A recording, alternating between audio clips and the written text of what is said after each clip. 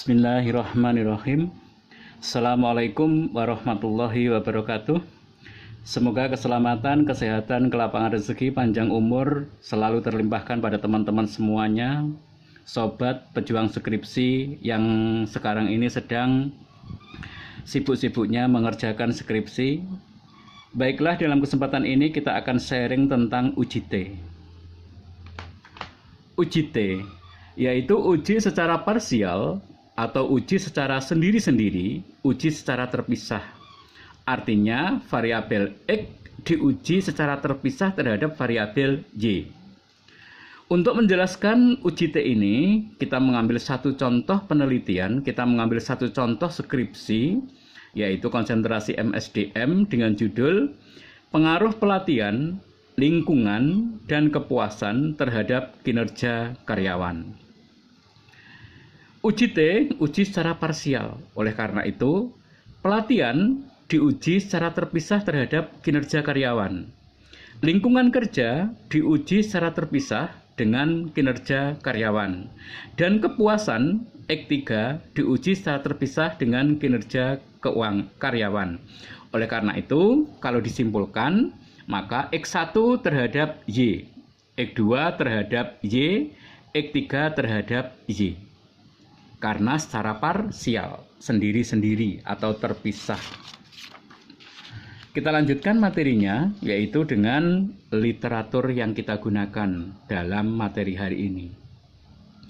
Yaitu yang pertama, literatur V. Wiratna Sujarweni di tahun 2019 dengan metodologi penelitian bisnis dan ekonomi yang diterbitkan PT Pustaka Baru Yogyakarta di halaman 115, 180, dan 237. Kemudian literatur yang kedua masih miliknya V. Wiratna Sujarweni di tahun 2014 dengan judul Metode Penelitian Lengkap, Praktis, dan Mudah Dipahami yang diterbitkan oleh PT Pustaka Baru Yogyakarta di halaman 97. Ini buku yang pertama, teman-teman. Di halaman 115, yaitu adanya T hitung dan T tabel. Kemudian di halaman 181 ada daerah terima, ada daerah tolak, ada T hitung dan T tabel. Kemudian di halaman 237 ini yaitu uji hipotesis. Kemudian literatur yang kedua miliknya V. Wiratna Sujarweni, yaitu ini bukunya. Di halaman 97 ada daerah terima, daerah tolak, T hitung, dan T tabel yang dibandingkan. Kemudian literatur yang kedua yang kita gunakan yaitu miliknya Sugiono di tahun 2016, metode penelitian pendidikan. Pendekatan kuantitatif, kualitatif, Research and Development yang diterbitkan oleh Alpha Beta Bandung di halaman 257. Kemudian masih miliknya Sugiono di tahun 2014 dengan metode penelitian bisnis yang diterbitkan oleh Alpha Beta Bandung di halaman 251. Ini bukunya Sugiono yang pertama, yaitu di halaman 257. Ini cara menghitung T hitung dengan rumus. Kemudian ini miliknya Sugiono, metode penelitian bisnis di halaman 251. Ada daerah penolakan dan ada daerah penerimaan. Kemudian uji dua pihak atau two-tailed. Kemudian yang terakhir miliknya Muri Yusuf di tahun 2014 dengan judul bukunya Metode Penelitian Kuantitatif, Kualitatif, dan Penelitian Gabungan yang diterbitkan oleh PT Fajar Inter Pratama Mandiri, Jakarta di halaman 293. Ini bukunya teman-teman, Muri Yusuf di halaman 293. Ini perhitungannya, ada T tabel dan ada T hitung. Hipotesis diterima dan hipotesis ditolak.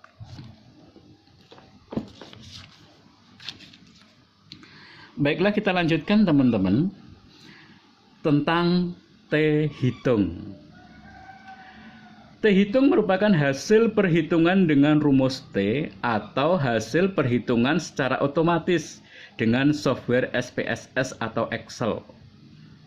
Kalau kita secara manual, maka rumusnya ini teman-teman, T sama dengan X bar atau X rata-rata yang dicari, kemudian dikurangi min dibagi dengan S simpangan baku dibagi dengan akar N. Itu kalau kita mencari T hitung dengan manual, dengan rumus. Tetapi dalam kesempatan ini, T hitungnya adalah T hasil perhitungan SPSS. Kita misalkan hasil daripada output SPSS, hasilnya seperti ini teman-teman. Ya. Pelatihan mempunyai T hitungnya 3,15 dan signifikansinya 0,015, lingkungan 2,83, signifikansinya 0,000, kemudian kepuasan T hitungnya 1,530, kemudian signifikansinya 0,316. Berdasarkan hasil output SPSS tersebut, kita bisa menentukan signifikansinya dengan dua cara, yaitu dengan cara nilai signifikansi ini teman-teman. Cara yang kedua yaitu dengan cara membandingkan nilai T hitung dengan T tabel. Ini T hitung, kita bandingkan dengan T tabelnya. Sekarang cara yang pertama, nilai signifikansi. Cara yang pertama dengan nilai signifikansi, jika nilai signifikansi kurang dari 0,05 maka dikatakan signifikan. Tetapi apabila nilai signifikansinya lebih besar dari 0,05 maka dikatakan tidak signifikan.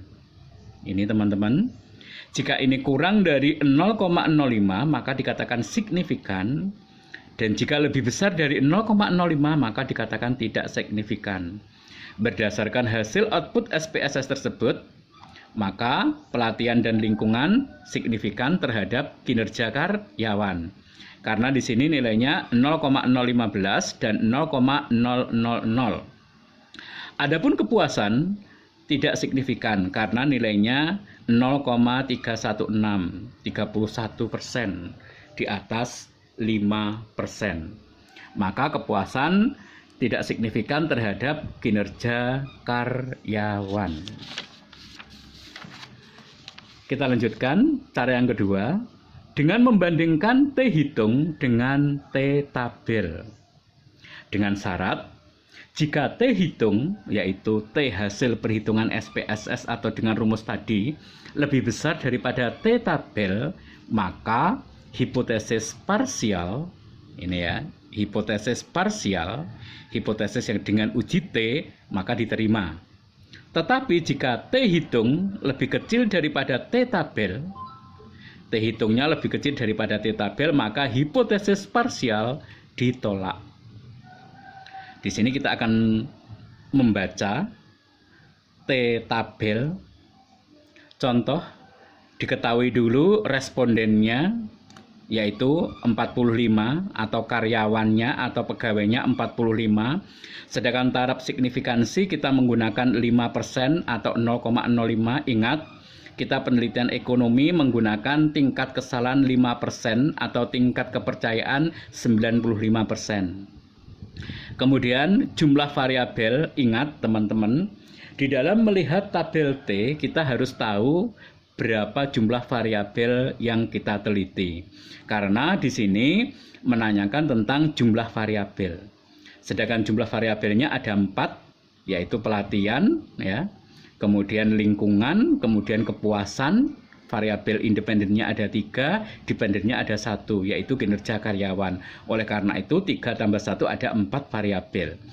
Kemudian DF yaitu degree of freedom, tingkat kebebasannya N-K, yaitu N ini adalah sampel yang diteliti, respondennya yaitu 45, diambil 4, maka degree of freedom-nya 41.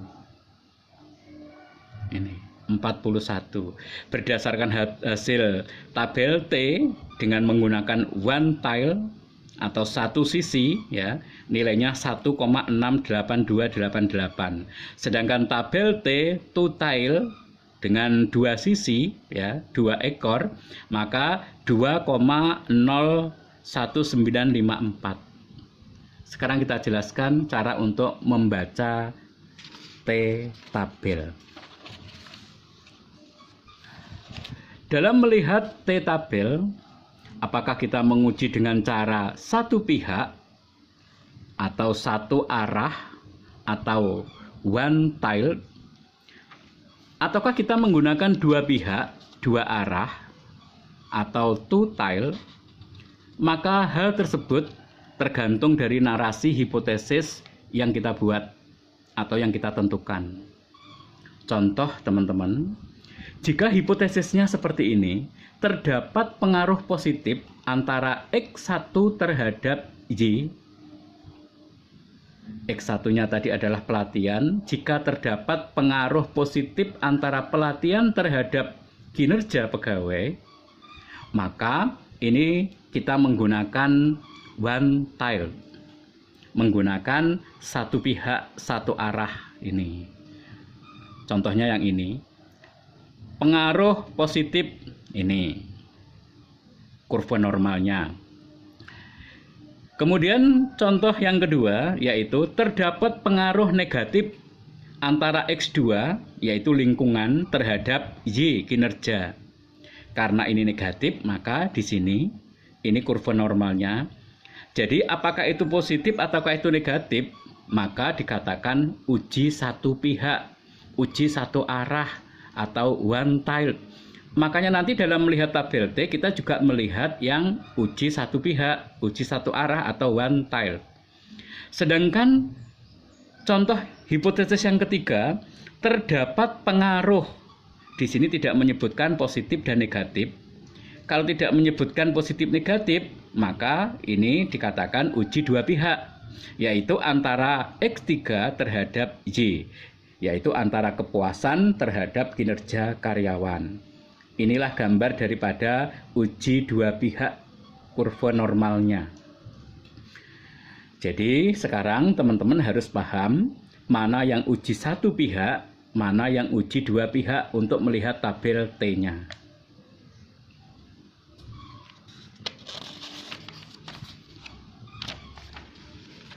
Berdasarkan hasil daripada SPSS tadi, maka di sini muncul pelatihan 3,150 T hitungnya. Maka di sini dengan syarat T hitung jika lebih besar daripada T tabel, maka hipotesis parsial diterima. Sedangkan T hitung jika lebih kecil daripada T tabel, maka hipotesis parsial ditolak. Oleh karena itu, teman-teman, di sini jika T tabelnya, one tile-nya 1,68288, maka T tabelnya two tile 2,01954. Oleh karena itu, di sini disimpulkan, sebelum disimpulkan, kita melihat tabelnya dulu.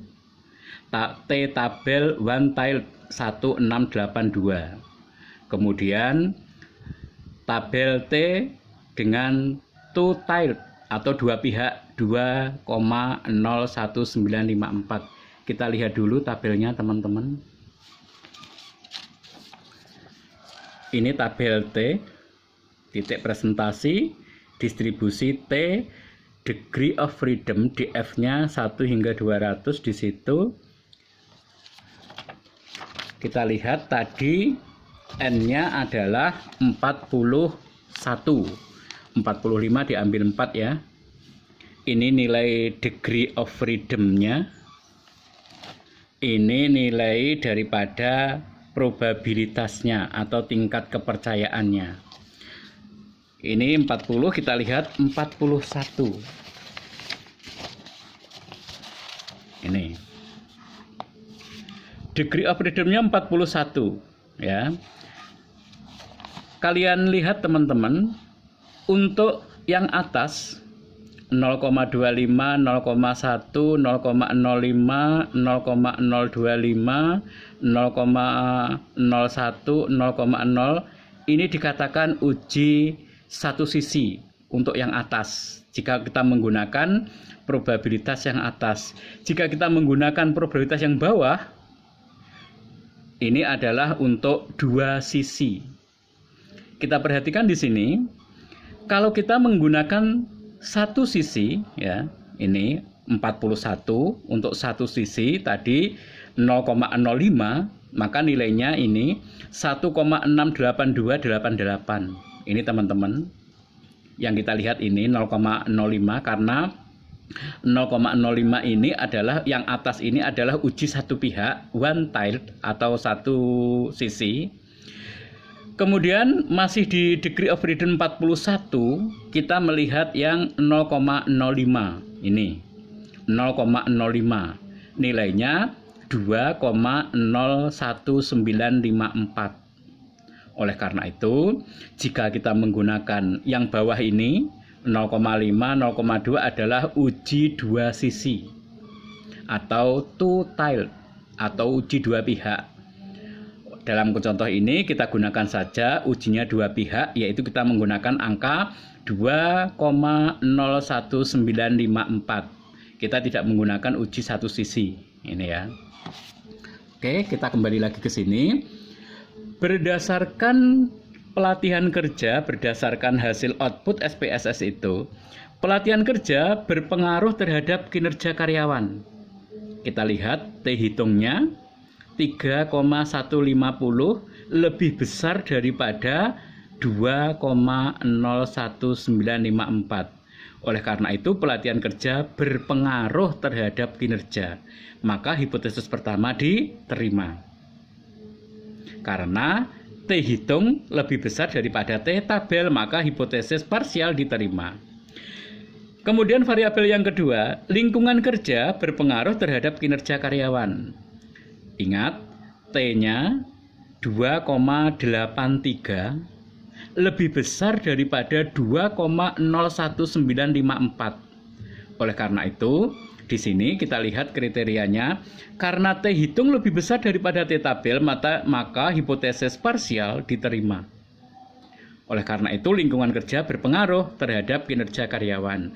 Adapun yang ketiga, kepuasan kerja tidak berpengaruh terhadap kinerja karyawan, yaitu 1,53 lebih kecil daripada 2,01954. Karena T hitungnya lebih kecil daripada T tabel, maka hipotesis parsial ditolak. Demikianlah teman-teman kesimpulan daripada uji T, yaitu uji secara parsial, kita membandingkan antara T hitung dengan T tabel. Di mana di dalam T tabel yang harus diketahui yaitu jumlah N yang min 2 ya. Kemudian jumlah variabel yang diteliti ya. Jumlah variabel N-nya min jumlah variabel. Mohon maaf ya. Jadi N-nya dikurangi dengan jumlah variabel.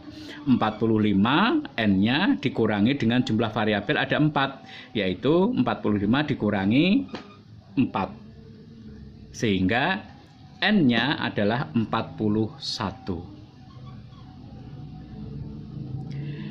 Demikianlah teman-teman yang bisa kami sharingkan tentang uji T. Semoga bisa bermanfaat dan membawa barokah untuk kita semuanya. Terima kasih. Assalamualaikum warahmatullahi wabarakatuh.